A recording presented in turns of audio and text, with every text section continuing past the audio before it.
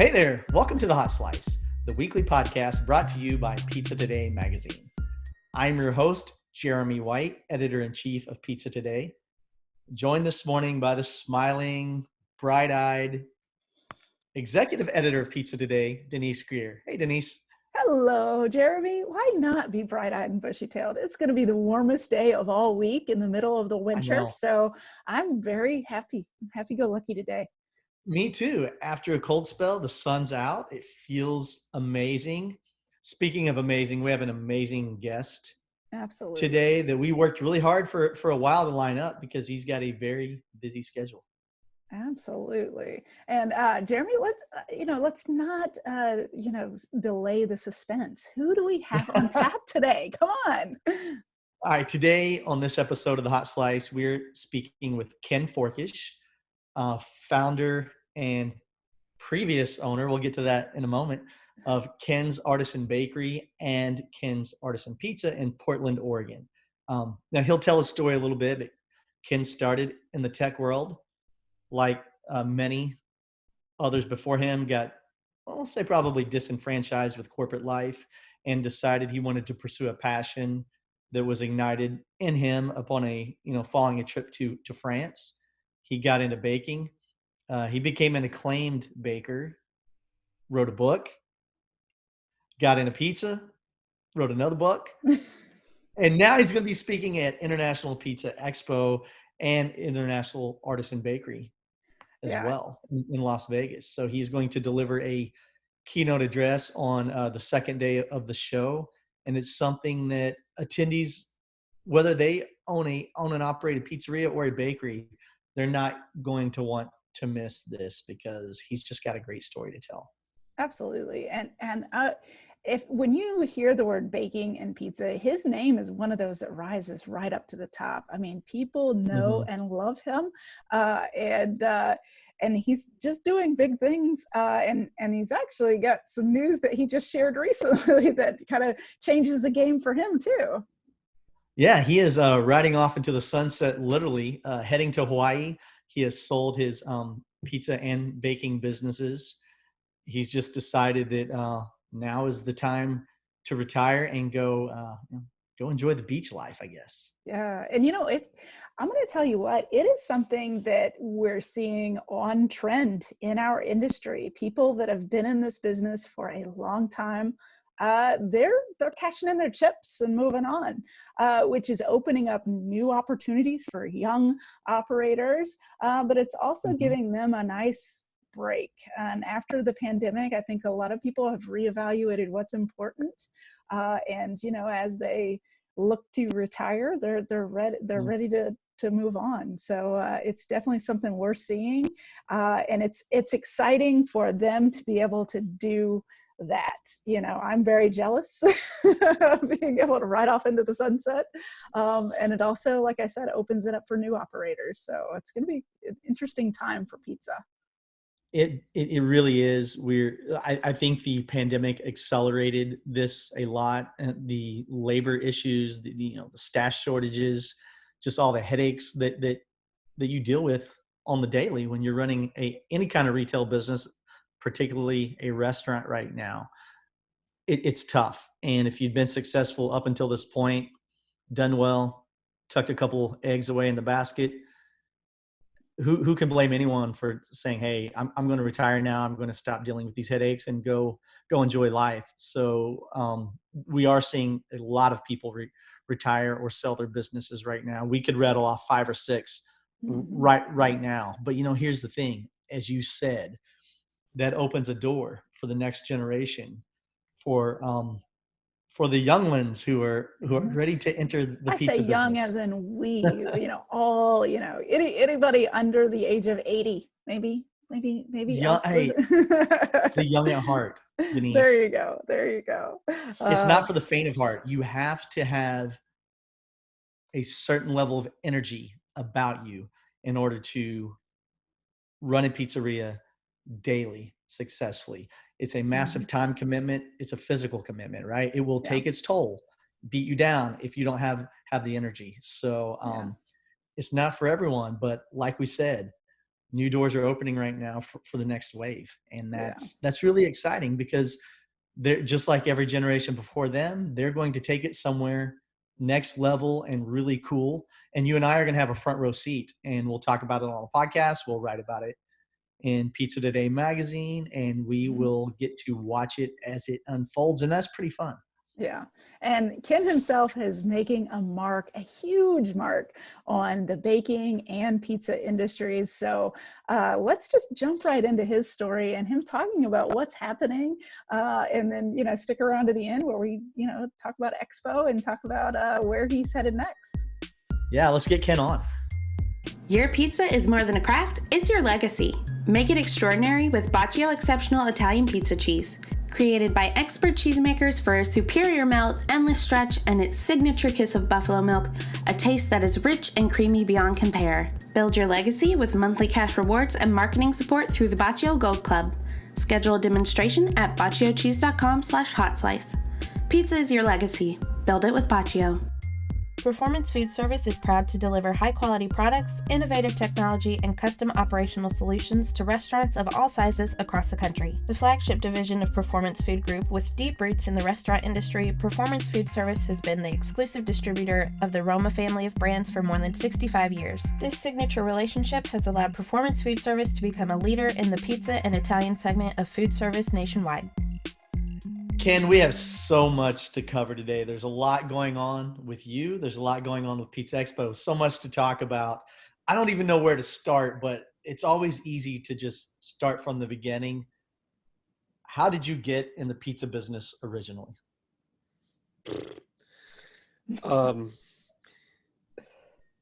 Long pause. No, that's all right. We'll edit. Who doesn't love pizza? I was when I was in my previous career, so I had 20 years in tech. I knew fairly early on in that career that long term I wanted to do something else, something that would satisfy certain passions, that would not be part of corporate culture. Mm-hmm. And I just spent a lot of time kind of, it's not really an active search, but hoping that sooner or later I would figure it out.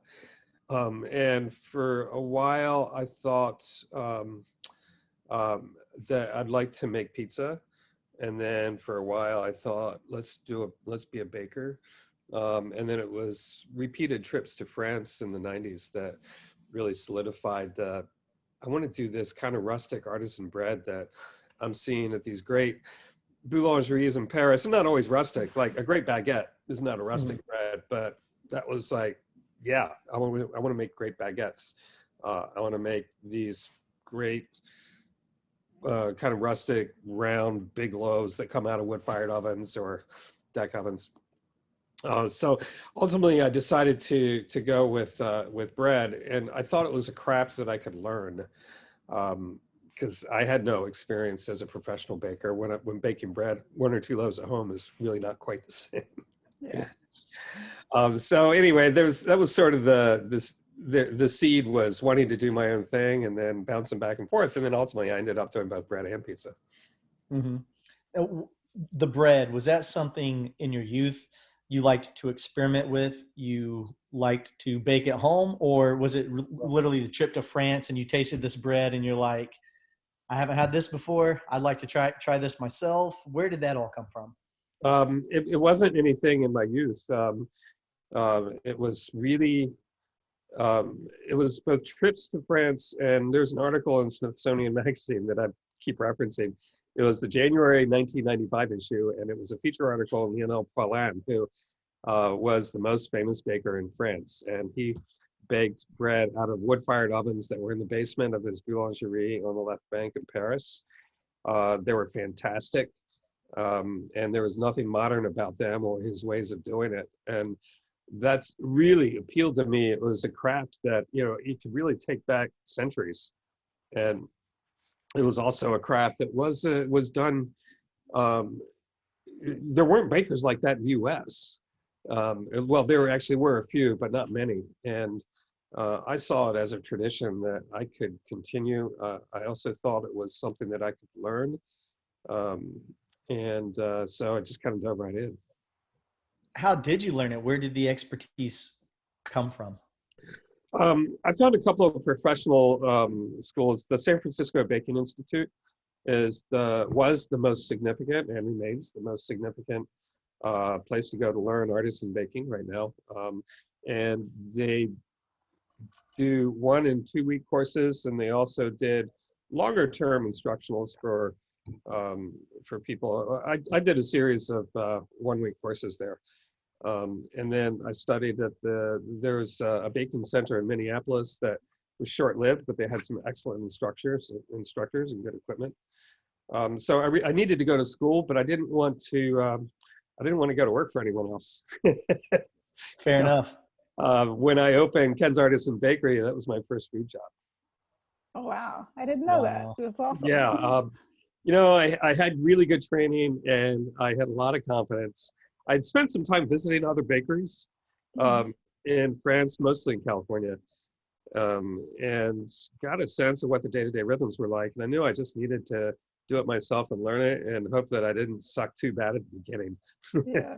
Now, how did you learn the business side? Because opening a bakery and then a pizzeria, there's so much of the business element to it. Did you kind of learn that on your own? One really simple rule: cash in needs to be greater than cash out. Yes, exactly. Keep it simple. Now, okay, so at some point though, you made a leap into pizza. Eventually, you had a pizzeria. Well, you actually had more than one pizzeria, but in the beginning, eventually you made the jump into a pizzeria as well. Was that as simple as let's do a pizza night on whatever night of the week, Friday night out of the bakery? And then that's how it started. I opened the bakery in November 2001. And actually the predecessor to the pizza night at the bakery was about a year in. I wasn't making it. I was losing money, and I needed to find a way to get more revenue coming into the bakery. And I thought, well, I've got this really cool space, and it's dark at nighttime. And maybe so I opened up for 5 nights a week as this little bistro. And I did it because I met a couple of people. I met Claudine Pepin and her husband, Raleigh. And Claudine is Jacques Pepin's daughter. Raleigh was a really good chef. They both just moved to Portland. We're looking for gigs, and they appreciated the work that I was doing as a baker. So the three of us put together this little bistro at the bakery for 5 nights a week. We got public attention that I sorely needed, and a little bit of extra business. And then I closed it down about 8 months in. It wasn't really a natural fit for a bakery to be a restaurant too. But it was a great experience, and it gave me confidence that we could do more things in that space, or that I could do more things as I was evolving with my skill set. So it was in 2005, I wanted to try making pizza in our bread oven at the bakery. And so we did a little test run with friends and family, and they liked it. And so we started, I just branded it Monday Night Pizza. And Monday Night Pizza ran all the way up to the beginning of the pandemic. Then that finally killed it. Wow. Monday Night Pizza at the bakery in 2005 was super popular. It was like one of the very first pop-ups in Portland. And for an older guy, I was proud to be, an innovator. That's great. Did you have Did you have a certain style of pizza that you were going for from the beginning, or did you just kind of throw some sauce and some cheese on whatever bread you had around? How did that work out? No, we made a specific pizza dough. And stylistically, I wasn't trying to mimic any other pizza. It wasn't some pizza that I grew up with. And you're sure not going to make a true Italian Neapolitan style pizza in a 550-degree bread oven. So we just made pizza that we liked, and people liked it. And I couldn't believe people would wait an hour to get a table in my bakery to have a pizza. Then there was a lot of motivation after a year doing that. And so let's just open a restaurant. So with a wood-fired oven, and that's what we did. And so Ken's Artisan Pizza opened in 2006 with this giant wood-fired oven in the middle of the restaurant. And it's going great today. That's amazing. What did you learn about formulating a dough for pizza? You had experience as a baker. How different was it? Did you find it easy because of your experience, or did you find it more difficult than you thought it would be? No, that was the fun part. I feel really comfortable with dough, understanding how to make it fit a specific application. Um, and it's the dough that defines our pizza more than anything. And I can't like understate that. Even when I was working on, when I was writing the elements of pizza, gosh, that was 8 years ago now when I started working on that one. I spent a lot of time, well, I went to Italy and I went to New York, but everybody I met they would just pull out a tray and show me their dough balls. And it was just like this common thing that if I'm gonna talk to you about my pizza, you got to see what my dough looks like, you know. And that was kind of cool. But yeah, your pizza's, it's the dough defines your pizza more than anything else. Absolutely. And, I think, we can trace, Portland's rise as one of the dominant pizza scenes right to you and your restaurant. If you look at what's happened with the Portland scene and being named one of the top, the top pizza cities, that goes right back to what you're doing. How have you been able to teach others, the craft and being able to move that forward? Teaching others is not so easy. Yeah. Because you get a lot of questions that just sort of like take the attention away from my point. Human beings are unpredictable. Absolutely, they are. And whether, and when it comes down to employees, in Portland, there's a lot of, whether free thinkers or, there's probably not just Portland, it's everywhere. Yeah. I don't really know how to answer your question. Oh, no, that's okay. You need to maintain focus. You need to have confidence in what you're doing and know that you have a direction, and then you just need to, herd the cats.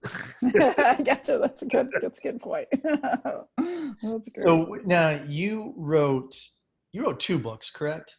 Yes, and my third book is going to publish in September of 22. I was wondering if there was a third one coming. That was my pandemic project. Nice. What got you into writing your first book? I'm going to assume, look, a project like that is very time consuming. Oh yeah. But you're in a business where you don't have a lot of extra time on your hands in the first place. What got you to say, okay, I'm going to sit down and write a book now? I wanted to make a lasting contribution to the thought world of bread baking and pizza baking, and to have some legacy that would survive me if I was successful with it. And I think I achieved that. I'm really proud of that first book. It was something that I had in me, and I wanted to get it out. And I thought about it for a long time. Even before I opened my bakery, I knew that at some point I wanted to write about the process of opening, about what it was like to go through the life change. Now, when I look at the introductory chapter to Flour, Water, Salt, Yeast, which is my personal story, it's a little embarrassing. Why do you say that? I really have to do this. It was definitely in the late 2000s and early 20-teens. It was definitely the style of a chef's first cookbook to write their personal story. And so there were plenty of predecessors, people that have set that example, and I wanted to be one of them. And I used some other books as sort of guiding lights. And it's pretty personal, and I'm just like, I'm not so sure that was a great idea, but I did do it, and I can't undo it. Well, and obviously people love that book. So can you give us a little teaser? What's happening in this third book that's going to come out? Oh, I'd love to give you a teaser. So it's a follow-on it's a successor to Flour, Water, Salt, Yeast. This is a bread cookbook. It's all bread. It's got some bread applications. So for example, there's I like pizza toast, and you can take a slice of bread and turn it into a pretty great piece of pizza, and just put it in the world of pizza toast. And I wanted to give pizza toast some legitimacy. That's like a total left-hand turn from your question. Yeah, no, that's great. But essentially, my first book and most of the significant artisan bread cookbooks, they're all about crusty breads that in a home oven, Dutch oven is the best way to go. You need steam in the oven for these kind of breads to expand to their capacity and to get the right set on the crust. And it's hard to get steam in a regular home kitchen oven that's designed to vent steam. By their nature, they have to let it out, otherwise they'll blow up. So I started baking pan breads at home at the beginning of the pandemic, just for sandwiches or toast, and using kind of the same dough recipes. It's like, man, this is really good, and nobody's really written a cookbook about artisan pan breads. So I did, and pan breads is a good opportunity to add stuff to your dough. Yeah. And my first book I was really pure. It was flour, water, salt, yeast for a reason. Because to me, the sign of a good baker is how good their bread can be when it doesn't rely on some addition to the dough to make it taste good. Whether it's a sweetener or nuts or fruits or beer or, the cool things you can add to bread. But in this book, I was like, well, there's a lot of stuff I can add to bread dough that at this point, I've sort of proven my point about just flour, water, salt, yeast. Yeah. And then I look at the loaves that people buy at the supermarket and, for example, multigrain breads. And you ever look at the ingredient list on a multigrain bread or any bread that's packaged at the supermarket? I'm going, it really doesn't need all that other stuff other than to be a preservative. And to me, multigrain is, well, they're actually grains. They're not all the things that go in the multigrain breads that aren't grains. So to me, a grain is, barley, oats, and on and on and on and on. So I did a great multigrain bread. I did a corn bread that has corn flour in the dough, and corn kernels, of course. And then you can just go crazy with corn. You could,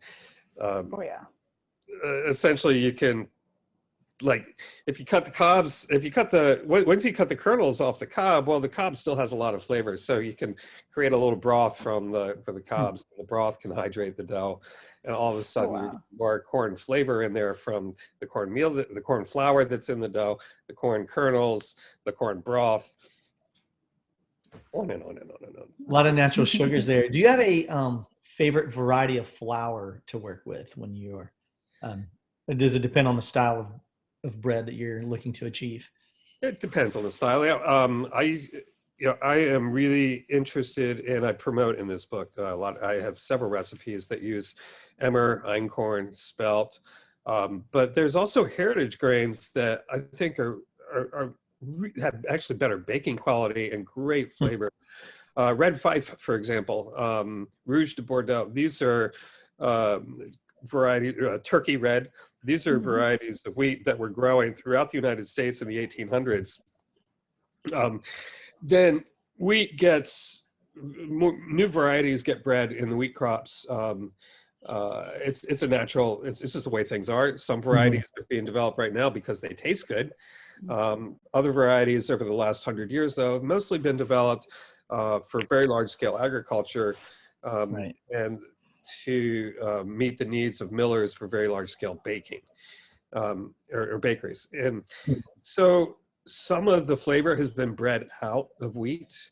And there's been in the last 10 years a real renaissance in the wheat market in the United States. And now there are farmers that are doing the milling in-house. So there's a movement that's, I don't want to call it a movement, but you got to come up with a word.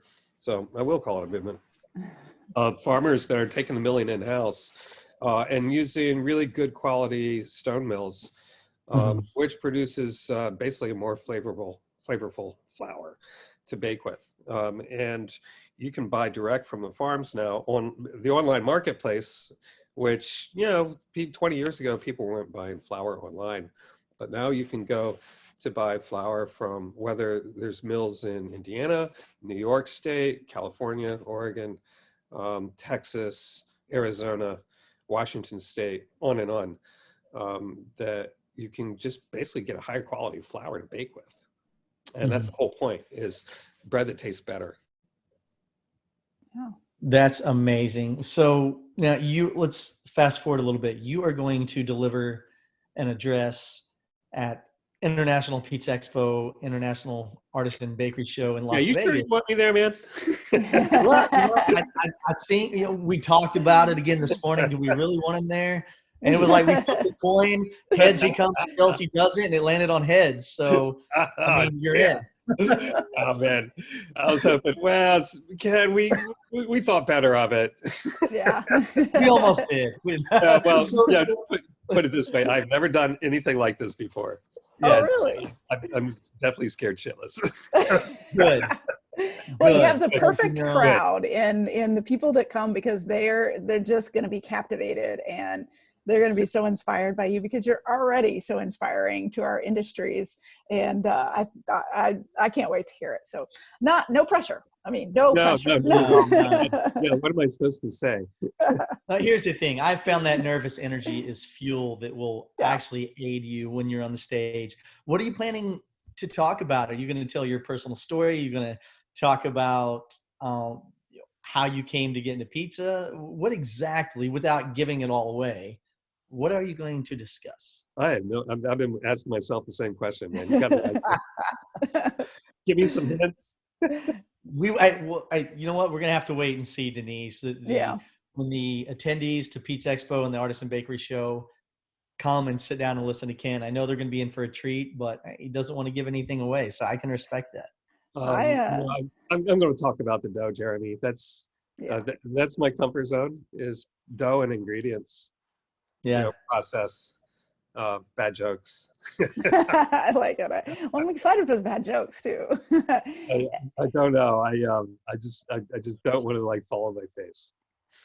Oh, you won't. Now, in You'll the do meantime, too, though, you recently sold your businesses. You are heading to Hawaii, I understand. Yes. Yeah. Why was now the time to get out when you have thriving business that's actually brought you a lot of acclaim?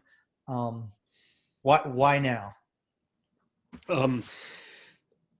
Without belaboring the point, it's partly because of my age. I'm in my mid-60s now, and I just don't really want to continue in the management aspect. It's personnel management, the responsibility that goes with having a lease on a business. Both places have been very successful, and I just wanted a little less pressure on my day-to-day life or stress. And I would say the personnel management is a huge part of that. Yeah. That makes total sense. Did the pandemic heighten that or bring that about? Or were you planning this already before the pandemic? I think it accelerated my schedule. Sure. Yeah. I mean, it's still hard. It's the last 2 days that I was December 30th and 31st would have been my last 2 days. We had to shut Ken's Artisan Pizza because of positive COVID tests among the staff. And shit, I just missed my last 2 days. And but the decision came to me on the 30th. What are we going to do? And I'm like, I'm so tired of having to make these decisions because they're gut wrenching. You want to satisfy the public, but it's also, those are Thursday and Friday night. It was a lot of money that we lost by not being open. I still paid all the staff because, it was month end. They had to pay their rent. So it was a very expensive decision on my way out the door. But those kind of things, at the bakery, we 2 weeks into December, at 1 a.m, I got a phone call that the bread oven shut down. The lights wouldn't come on, it wouldn't fire. It had an electrical problem that was fixed the next day, but I had to tell the crew to just throw away all the bread dough, and we didn't have bread that day. Those kind of decisions, they're hard, and they always happen. There's always something that comes up, and you know, the hero side of owning a well-known pizzeria or a well-known bakery is easy to see, but the stuff that we don't want anybody to be aware of happens in the back room is not, it's not easy, and it wears a person down. And so I just kind of want freedom from that. That makes total sense. Denise, now Ken's hardest decision is going to be in Hawaii. Am I going to set an alarm for tomorrow or not? Yeah. No, we do not have alarms there. That's amazing. Those Good Hawaiian. for you, and congratulations, by the way. Yes. That's Actually, good the for only you. alarm is the bird song that accompanies sunrise. It's pretty awesome. Yeah. See, that's amazing. Well, you know, watch out, because you know those Hawaiian pizza makers and bakers are gonna be like, oh, we have Ken Forkish on our island. We're gonna try to tap him. Like, who is this guy? Yeah. Denise, I can already see our friend Tom Iannucci, who comes to Pizza Expo every year, will be knocking on. Ken, he's going to find your address. He's going to knock on your door and wake you up one morning and say, "Let's go make pizza at my pizza place." Yeah. And you're going to have a hard time saying no. I'll just say, like, great, let's go do it. Yeah. Absolutely. Well, we honestly cannot wait for you to see you at Pizza Expo. It's going to be so exciting, and congratulations on your next moves in life. That's so exciting. I'm so jealous. So, All right, well, thanks for having me. absolutely. Thank you. We will see you very soon in Las Vegas. All right, take care, guys. Thanks a lot. All right. Have a Take good care. day. See ya. See ya.